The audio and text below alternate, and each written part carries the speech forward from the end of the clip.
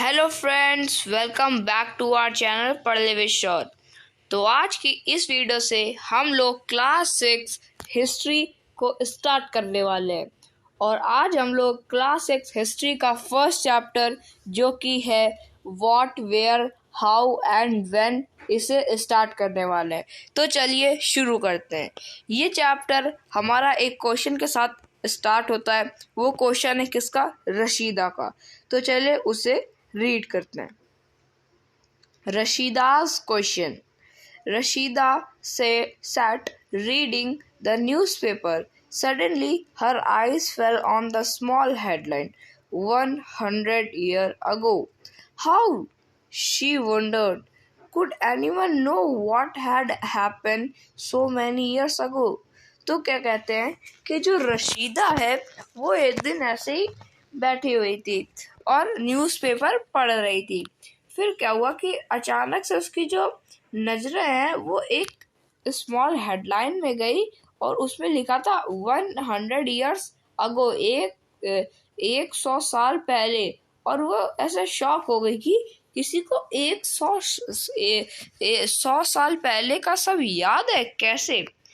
तो वो सब हम लोग जानेंगे इसी चैप्टर में कि वो सब हम लोग किस तरह से सब पता करते हैं 100 साल, 200 साल, 1000 साल पुरानी बातों को। तो हमारा जो फर्स्ट टॉपिक है फाइंडिंग आउट व्हाट हैपेंड, इसे हम लोग स्टार्ट करते हैं। तो चलिए शुरू करते हैं। Yesterday you could listen to the radio, watch television, read a newspaper. Last year ask somebody who remembers, but what about long ago? Let us see how it can be done. तो क्या होता है कि कल आपने क्या radio सुना, television, TV देखी और न्यूज़पेपर पढ़ा, लेकिन क्या आप ये जानते हैं कि आपने लास्ट ईयर क्या क्या करा? तो आपको अपने फ्रेंड की मदद पड़ेगी ये सब याद करने में कि क्या क्या किया। लेकिन अगर आपसे पूछा जाए कि 200 साल पहले आपके दादा ने क्या किया तो आप बता पाओगे? या बोला जाए कि आप 10 साल के हैं तो आप जब 1 साल के थे तो आपने क्या किया, तब आप कैसे बताओगे? तो वो सब हम लोग कैसे हम लोग ये सब बता सकेंगे, कैसे हम लोग पुराने अपने रिकॉर्ड्स को जान सकेंगे, वो सब हम लोग जानेंगे सेवरल हेडिंग्स की मदद से जो हमारे इस चैप्टर में टॉपिक्स हैं। तो हमारा जो फर्स्ट टॉपिक है वो क्या है? What can we know about the past. तो चलिए शुरू करते हैं। What can we know about the past? There are several things we can find out. What people ate, the kinds of clothes they wore, the houses in which they lived. We can find out about the lives of hunters, herders, farmers, rulers, merchants, priests, craftspersons, artists, musicians, and scientists. We can also find out about the games children played, the story they heard, the place they saw, the songs they sang.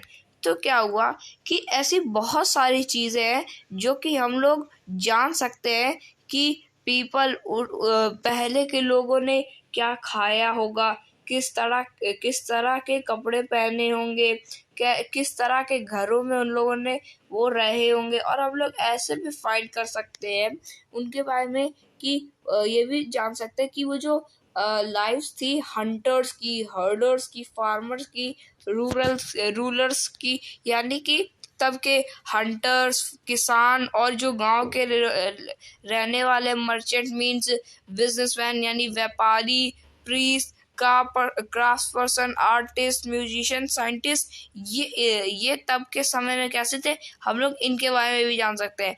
We can also find out about the games children played. और हम लोग ये भी जान सकते हैं कि तब बच्चे कौन कौन से गेम खेलते थे, कौन कौन सी स्टोरी सुनते थे और कौन कौन सी वो उन लोगों ने क्या गाने कौन कौन से गाने गाए, सुने, ये सब चीज़। तो अब जो हमारा जो नेक्स्ट टॉपिक है क्या? Where did people live? Where did, यानी कि जो लोग थे वो तब कहाँ रहते थे, यानी कि यहाँ से अब हमारा चैप्टर मेन शुरू होता है कि लोगों ने रहना कहाँ से स्टार्ट करा। तो मैं आपको बता दूं, ये जो हिस्ट्री है ये इस समय हमारी हिस्ट्री चल रही है एंशियंट टाइम की, यानी कि आपको मालूम होगा कि हमारी जो हिस्ट्री है वो तीन पीरियड में एक तरह से बटी हुई है, तीन पीरियड में एक तरफ से बटी हुई है। कैसे? जो 6th में हिस्ट्री जो हम लोग पढ़ेंगे क्लास 6th में वो है एंशियंट टाइम की, और जो 7th में हिस्ट्री पढ़ेंगे वो है मिडिवल टाइम की, और जो 8th क्लास में जो हमारी हिस्ट्री है वो है मॉडर्न टाइम की। तो एंशियंट टाइम मतलब कि बहुत बहुत बहुत पुराना, और मिडिवल टाइम मतलब कि थोड़ा बीच का समय, यानी कि ना ज़्यादा कम ना ज़्यादा ना ही बहुत पुराना ना ही बहुत ज़्यादा नया। और मॉडर्न पीरियड मतलब कि जैसे कि देश आज़ाद कब हुआ, ईस्ट इंडिया कंपनी कब आई, तो ये सब क्या मॉडर्न हिस्ट्री है। तो हमें तो अभी मेन फोकस एंशियंट हिस्ट्री और अपने इस चैप्टर में करना है, ताकि ये जो हमें अच्छी तरीके से समझ आ जाए, और हिस्ट्री जैसे चैप्टर को भी बहुत ज़्यादा क्या इंटरेस्टिंग करना है। तो हमारा जो टॉपिक है वेयर डिड पीपल लिव, इससे स्टार्ट करते हैं। Finding the river Narmada on map 1 page number 2। कहा जा रहा है कि रिवर नर्मदा को फाइंड करो, जो कि पेज नंबर 2 में है। तो ये रहा किसका मैप? ये रहा इंडिया का मैप, जिसमें सारी रिवर्स को क्या इंडिकेट करा है, और इसी में हम लोगों को क्या नर्मदा रिवर को क्या फाइंड आउट करना है। तो ये देखिए, ये रही नर्मदा रिवर।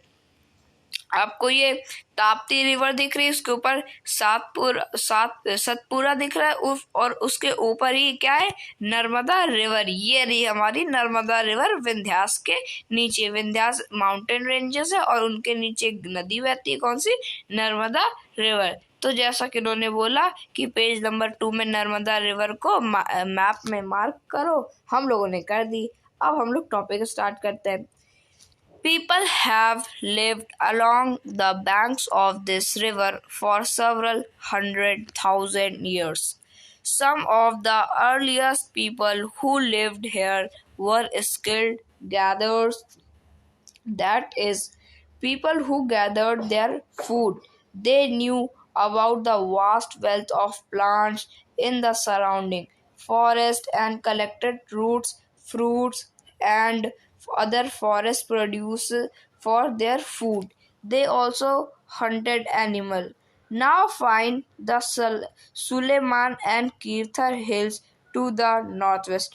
तो क्या कहा जा रहा है कि जो पीपल है, वो जो भी पीपल तो जो भी लोग थे पहले के टाइम में, वो सब क्या बैंक्स, जो रिवर है उनकी बैंक में रहना पसंद करते थे। कि जैसे कि ये नर्मदा रिवर है, तो ये नर्मदा रिवर के किनारे ही रहना इनको अच्छा लगता था। ये लोग वहीं पर रहा करते थे। क्यों रहा करते थे?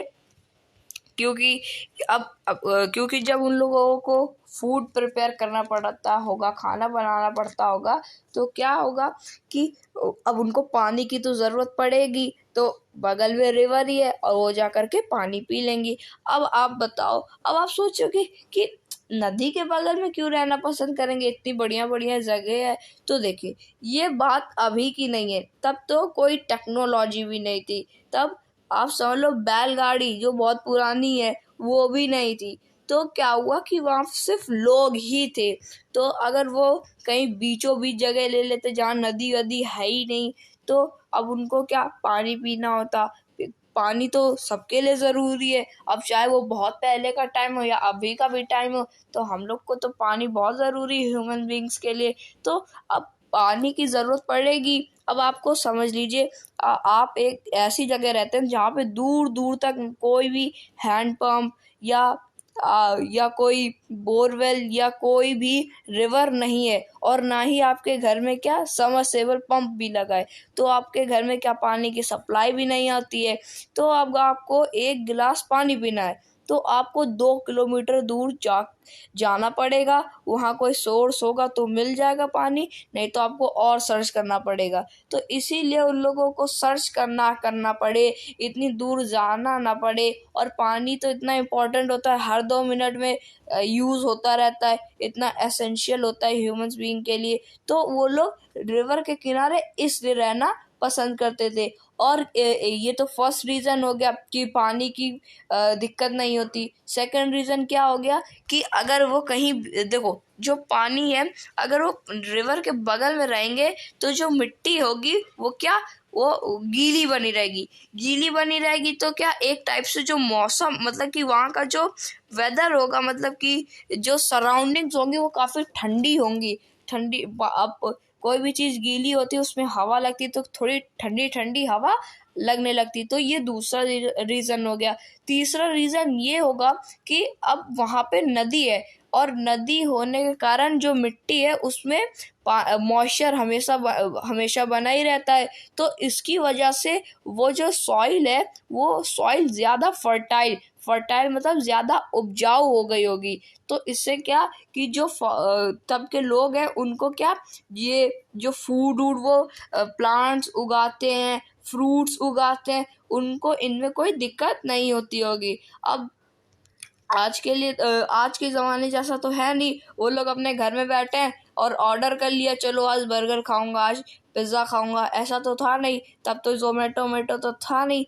तो तब वो लोगों को क्या, उन लोगों को खुद ही बनाना पड़ता था। और आपको बता दूँ, तब वो ऐसे खाना पका के नहीं बनाते थे। आप सोच रहे होगे अगर उनको खाना बनाना पड़ता होगा तो उनको गैस सिलेंडर की भी ज़रूरत पड़ती होगी, तो कौन सप्लाई, तो गैस सिलेंडर नहीं, खाली उन्होंने क्या, खेती करी, प्लांट उगाए और उन्हीं को खा गए। वो तो बाद में किसी ने इन्वेंशन करा, उसे जला कर खाने लगे, तब से वो उनको ज़्यादा स्वाद मिलने लगा जला के। तो वो सभी हम लोग जानेंगे किसने जला के खाना शुरू करा। तो ये लोग तब क्या ऐसे ही खा लेते थे।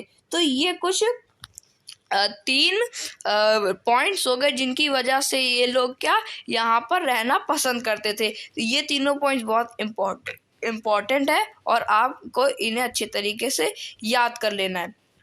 और एक और पॉइंट बता देता हूँ कि ये लोग जो हैं, ये सिर्फ अपना जो पेट भरते थे वो खाली उससे नहीं भरते थे कि जितना भी उन्होंने कल्टीवेट करा, मतलब कि प्लांट्स उगाए, फ्रूट्स उगाए, वही खा लिया और ज़िंदा बने रहे। ये खाने के लिए जो एनिमल्स हैं उनका भी शिकार करते थे, और उनको भी शिकार करके खाते थे अपनी भूख के लिए, ताकि इनको भूख खाने की कोई भी दिक्कत ना पड़े। तो ये कुछ पॉइंट्स थे जिनकी वजह से ये लोग क्या, जो रिवर है उनके बगल में रहना पसंद करते थे। फिर यहाँ पे क्या बोला जा रहा है कि अभी हम लोगों ने नर्मदा रिवर को लोकेट करा था कहाँ पर, इंडियन मैप में। अब हम लोग को सुलेमान और कीर्थर हिल्स को इंडिया के मैप में क्या लोकेट करना है। तो इधर देखते कहाँ पर है सुलेमान, तो सुलेमान एंड कीर्थर हिल्स। तो आप लोगों को क्या, ये वाला जो सुलेमान और कीर्थर हिल्स है, इन्हें आप लोगों को क्या लोकेट करना है। तो जो सुलेमान हिल्स है वो तो ये आप देख पा रहे होगे, और कीर्थर हिल्स इधर ये साइड में कीर्थर हिल्स भी है। तो हम लोगों ने सुलेमान और कीर्थर हिल्स को भी क्या लोकेट कर लिया। अब क्या करना है, some of the areas where women and men first began to grow crops such as wheat and barley about 8,000 years ago are located here. People also began rearing animals like sheep, goat and cattle and lived in village. तो क्या हुआ कि ये जो area हम लोगों ने अभी लोकेट करा इंडियन मैप में, सुलेमान और कीर्थर हिल्स, तो यहाँ पे क्या हुआ कि इन्हीं हिल्स के पास जो वुमेन्स है और जो मेन है, इन्हीं ने क्या इसी एरिया में इन लोगों ने सबसे पहले क्या जो क्रॉप्स है इन्हें उगाना शुरू करा। और ये बात पता है कब की है, जो मैं आपको बता रहा हूँ कि सुलेमान और कीर्थर हिल्स के पास ही जो तब के लोग थे, उन्होंने क्रॉप्स उगाना शुरू करा। ये अभी नहीं उगाना शुरू करा, ये इन्होंने उगाना शुरू करा था 8000 ईयर अगो, 8000 साल पहले की ये बात है। और तभी लोगों ने क्या, जो एनिमल है उन्हें भी क्या पालना शुरू कर दिया, जैसे कि शीप हो गई, गोट हो गई, कैटल हो गई, और ये सब लोग क्या विलेज में भी रहने लगे थे। यानी कि ये सब क्या लाइफ स्टाइल बिल्कुल अपने, अब देखोगे तो इनका कुछ लाइफ स्टाइल अभी भी हमसे क्या मैच करता है, उनका नहीं, हमारा कुछ लाइफ स्टाइल उनसे भी अभी भी मैच करता है, काफी सारे लोगों का। Locate the Garo hills to the north east and the Vindhyas in central India. अब क्या बोला जा रहा है, गारो हिल्स को नॉर्थ ईस्ट में लोकेट करना और विंध्यास को सेंट्रल इंडिया में हमें क्या लोकेट करना है। तो गारो हिल्स कहाँ पर, गारो हिल्स है नॉर्थ ईस्ट इंडिया में, तो नॉर्थ ईस्ट इंडिया ये रहा हमारा, और विंध्यास कहाँ पर है, सेंटर ऑफ द इंडिया, तो ये रहा विंध्यास हमारा। विंध्यास आप सभी को मिल गया। अब हमें क्या ढूंढना है, गारो हिल्स, तो गारो हिल्स वो आप लोग ढूंढे, तो मैं आपको बता देता हूँ कहाँ पर है, ये नॉर्थ ईस्ट, ये रहा गारो हिल्स, आप लोग को दिख पा रहा होगा, जो ब्रह्मपुत्र रिवर है उसके नीचे ही है कौन सी हिल्स, गारो हिल्स। तो अब जानते गारो हिल्स से कौन सी घटना जुड़ी हुई है। These were some of the other areas where agriculture developed. The places where rice was first grown are to the north of the Vindhyas. तो गारो हिल्स और विंध्यास से क्या घटना जुड़ी हुई है, गारो हिल्स और विंध्यास से ये घटना जुड़ी हुई है कि यहाँ पर भी क्या सबसे पहले एग्रीकल्चर हुआ, और यहाँ पर ही सबसे पहले कौन सी जो राइस की क्रॉप है वो उगाई गई। अब मैं आपको बताता हूँ, ये देखिए, आप कुछ कनेक्ट कर पा रहे हैं, आप कुछ समझिए कि क्या जो विंध्यास है और जो गारो हिल्स है, इनके बगल में क्या मेजर यानी बड़ी बड़ी नदियाँ जिनमें काफी ज्यादा पानी, जैसे कि विंध्यास के पास ही में कौन सी रिवर है, नर्मदा रिवर, और गारो हिल्स के पास ब्रह्मपुत्र रिवर, ये दोनों बड़ी बड़ी नदियां हैं, इनमें ज्यादा पानी आता है। तो क्या कहने का ये मतलब है मेरा कि जो नर्मदा रिवर है इसमें ज्यादा पानी आता है, और मतलब कि काफी बड़ी नदी है, बड़ी नदी होने के कारण काफी ज्यादा पानी है, और इसकी वजह से जो आसपास की जो सॉइल है वो काफी क्या फर्टाइल हो गई है। अब फर्टाइल हो गई है तो फर्टाइल मतलब उपजाऊ, और यहाँ पर पानी की भी कोई कमी नहीं। और आप सभी को पता होगा पैडी कल्टीवेशन, यानी कि जो चावल उगाए जाते हैं इनमें क्या मेन पानी काफी ज्यादा लगता है, और तभी ये क्या उग पाते हैं अच्छे से, यानी कि इनमें पानी की ज्यादा जरूरत पड़ती है। तो इसलिए ये भी रीजन होगा कि विंध्यास और गारो हिल्स ही क्यों चुना गया। अगर आपसे कोई क्वेश्चन पूछ ले, कि वैसे कोई पूछेगा नहीं, ये आउट ऑफ सिलेबस है, पर मैं आपको जनरल नॉलेज के लिए बता रहा हूँ। अगर आपसे कोई ये क्वेश्चन पूछ ले कि लोगों ने सबसे पहले कहाँ पर ये राइस की कल्टीवेशन करी, तो आप लोग बता दोगे विंध्यास और गारो हिल्स के पास। लेकिन अगर पूछ जाए क्यों लोगों ने विंध्यास और गारो हिल्स को सेलेक्ट करा, चूज करा, क्यों उसे चुना, तो आप ये बताना कि जो विंध्यास और गारो हिल्स है, तो जो विंध्यास है वो एक मेजर नदी, जो बड़ी नदी है नर्मदा, उसके बगल में है, और जो ब्रह्मपुत्र है, और जो गारो हिल्स है उसके बगल में एक और बड़ी नदी है जिसका नाम ब्रह्मपुत्र रिवर है। और जो पैडी कल्टीवेशन यानी कि जो चावल है उन्हें उगाने के लिए ज़्यादा पानी चाहिए होता है, और ज़्यादा पानी चाहिए के लिए तो उन लोगों को रिवर के बगल में जो पैडी कल्टीवेशन करना पड़ेगा।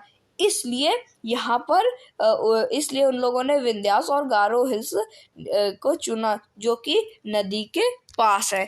तो ये पॉइंट आपको याद रखना है, ये काफी इम्पोर्टेंट पॉइंट है। Trace the river Indus and it's tributaries. अब हम लोगों को क्या, जो रिवर इंडस है, इंडस रिवर को क्या हमें लोकेट करना है, और उसकी ट्रिब्यूटरीज यानी कि उसकी सहायक नदी, यानी कि उसमें कितनी नदी आकर के मिल रही हैं, उन्हें भी लोकेट करना है। तो ये रही हमारी कौन सी, इंडस रिवर। इंडस रिवर की पहली ट्रिब्यूटरी है सतलज रिवर, दूसरी है रावी रिवर, फिर चेनाब रिवर, झेलम रिवर और व्यास रिवर। तो ये पांचों जो ट्रिब्यूटरीज है इंडस नदी की, वो हम लोगों ने क्या लोकेट कर ली। अब हम लोग जानते हैं इनसे कौन सी घटना जुड़ी हुई है। तो the tributaries are smaller river that flows into a large river. तो ट्रिब्यूटरीज क्या होते हैं, तो ट्रिब्यूटरीज होती हैं जैसे कि एक बहुत बड़ी नदी जा रही है, उस नदी में कई नदी आकर के मिल जाती हैं, तो उन्हें हम लोग क्या ट्रिब्यूटरीज कहते हैं। जैसे गंगा नदी है, गंगा नदी काफी बड़ी नदी है, और एक और बड़ी नदी है कौन सी, यमुना नदी। तो गंगा नदी और यमुना नदी क्या मिल जाती हैं आपस में, लेकिन जो गंगा नदी है वो यमुना नदी से भी बड़ी है, तो इसलिए क्या जो यमुना नदी है उसे क्या कहा जाता है, ट्रिब्यूटरी ऑफ गंगा, गंगा की सहायक नदी। तो ये तो हो गया ट्रिब्यूटरीज के बारे में। अब इनसे कौन सी घटना जुड़ी हुई है उससे हम लोग पढ़ते हैं। About 4700 years ago, some of the earliest cities flourished on the banks of these rivers. Later, about 2500 years ago, cities developed on the banks of the Ganga and its tributary head and along the sea coast. तो क्या कहा जा रहा है कि 47 years ago कुछ जो cities थी वो क्या फ्लोरिश होने लगी बैंक्स की रिवर में, यानी कि ये जो इंडस रिवर है, इंडस रिवर यहाँ पर क्या होने लगा कि 47 years यानी कि 47 years पहले क्या होने लगा, पहले यहाँ पर कुछ सिटीज, कुछ शहर क्या फ्लोरिश होने लगे, और फ्लोरिश होते होते कितने 2700 years ago, 4700 years में क्या इंडस के पास सिटीज क्या बनने लगी, और 25 years पहले जो गंगा नदी है इसके बगल में भी क्या सिटीज जो है वो डेवलप होने लगी, यानी कि अब यहाँ पर क्या सिटीज बन रहे, पहले क्या गांव बन रहे थे, अब क्या सिटीज बन रहे हैं।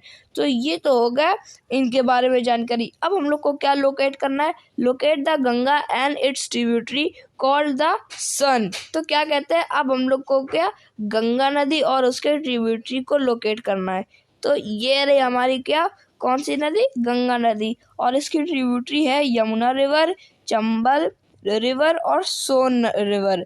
तो ये हो गई हमारी क्या तीनों रिवर जो कि गंगा की सहायक, जिसे ट्रिब्यूटरी भी कहते हैं। तो अब हम लोग जानते हैं इनसे कौन सी घटना जुड़ी हुई है। In ancient time, the areas along these rivers to the south of the Ganga was known as Magadha, now lying in the state of Bihar. Its rulers were very powerful and set up a large kingdom. Kingdoms were set up in other parts of the country as well. Throughout, people traveled from one part of the subcontinent to another. The hills and high mountains, including the Himalayas, desert, rivers, and seas made journeys dangerous at times but never impossible. So men and women moved in search of livelihood. So, livelihood as also to escape from natural disaster like floods or droughts. Sometimes men marched in armies, conquering other lands. Besides, merchants traveled with caravans or ships, carrying valuable goods from place to place, and religious teachers walked from village to village, town to town, stopping to offer instruction and advice on the way. Finally, some people perhaps traveled driven by a spirit of adventure, wanting to discover new and exciting places. All these led to the sharing of ideas between people. तो क्या कहने लगे कि ये जो Ganga river है, इसमें ancient time के एरिया में क्या होने लगा कि यहाँ पर सिटीज तो डेवलप हो रही थी, साथ में यहाँ पे क्या एक किंगडम डेवलप हो गया। कौन सा किंगडम डेवलप हुआ? उस किंगडम का नाम था मगध। ये मगध कौन सा किंगडम है, इससे हम लोग आगे वाले चैप्टर में पढ़ने जा रहे हैं। इतना बड़ा किंगडम हो गया। और ये जो किंगडम है ये आज के समय में जो बिहार है वहाँ पर आता है। और जो किंगडम होता है वो क्या बहुत बड़ा, मतलब कि बहुत पावरफुल जगह होती है। जो किंग होता है उनका क्या एक तरह का डोम होता है, इसी को हम लोग क्या किंगडम कहते हैं। और जो पीपल थे वो एक पार्ट से दूसरे पार्ट जाते थे। क्या क्यों जाते थे? क्योंकि वो कभी कभी सर्चिंग फूड यानी खाने के तलाश में, पानी के तलाश में इधर से उधर घूमते रहते थे। और कई बार तो वो लोग क्यों घूमते रहते थे? ताकि वो नेचुरल डिजास्टर यानी कि प्राकृतिक आपदाओं से बच सके। प्राकृतिक आपदाओं मतलब कि फ्लड, ड्रॉट, अर्थक्वेक यानी कि फ्लड मतलब कि बाढ़ आ जाना, और सुनामी भी। बाढ़ आती होगी अगर वो सी कोस्ट के बगल में रहते हैं तब तो सुनामी आएगी, लेकिन अगर नदी के पास रहते हैं, जैसे नर्मदा रिवर के पास रहते हैं या कोई ब्रह्मपुत्र रिवर के पास रहता है, तो इतनी बड़ी बड़ी नदी हैं, अगर उनमें पानी बढ़ जाता होगा तो क्या वो पानी नदी से बाहर आकर के क्या इनके घरों में घुस जाता होगा। अगर ज़्यादा पानी होता है तो घर को डुबा ले जाता है, तो इसलिए वो लोग बचते हैं।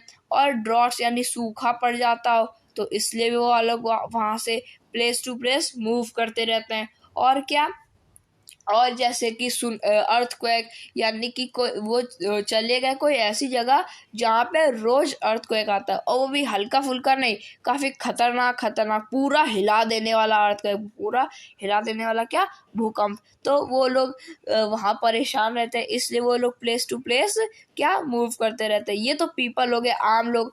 कुछ मर्चेंट्स यानी व्यापारी भी घूमते रहते हैं इधर से उधर। क्यों? ताकि वो अपना जो सामान है, गुड्स, उन्हें प्लेस टू प्लेस तक पहुंचा सके। वो अपने कैरावन से घूमते हैं, कैरावन्स, और जो उनकी शिप्स हो गए उनसे घूमा करते थे। और क्या, जो आर्मीज़ है वो भी एक जगह से दूसरी जगह जाती थी ताकि क्या अपनी आर्मी बढ़ा सके। तो इसलिए लोग क्या दूसरी जगह से इस जगह से दूसरी जगह जाते थे। किस लिए? आप इसके लिए 3 पॉइंट्स याद कर लीजिए। अगर आपसे कोई पूछेगा कि why hunters gatherers move here to where, तो आप इसमें क्या इस क्वेश्चन में आप 3 पॉइंट्स लिख कर आएंगे। क्या? First point, they move here to where for searching food, मतलब कि वो यहाँ से वहाँ इसलिए घूमते थे ताकि वो क्या फूड को खोज सके। फिर दूसरा, they move here to where for protect our self from natural disaster, यानी कि वो यहाँ से वहाँ इससे घूमा करते थे ताकि वो क्या प्राकृतिक आपदाओं से वो क्या बच सके। और फिर चौथा ये लिखना आप कि and people also move here to where for selling their goods and making their armies। तो ये सब मतलब कि जो मर्चेंट्स हो गए वो इधर से उधर अपना जो गुड्स है, सामान है, उन्हें बेचने खरीदने के लिए, और जो आर्मी है वो यहाँ से वहाँ जाती है क्या अपने जो भी उनको आर्मी मेंबर्स हैं उन्हें बढ़ाने के लिए। तो फ्रेंड्स, ये जो हमारा टॉपिक था ये तो ख़त्म हो चुका है। अब जो हमारा नेक्स्ट टॉपिक है, why do people travel now days, इससे हम लोग स्टार्ट करेंगे नेक्स्ट वीडियो में। आज की इस वीडियो में इतना ही, मिलेंगे नेक्स्ट वीडियो में नेक्स्ट टॉपिक के साथ। तब तक के लिए थैंक यू वेरी मच।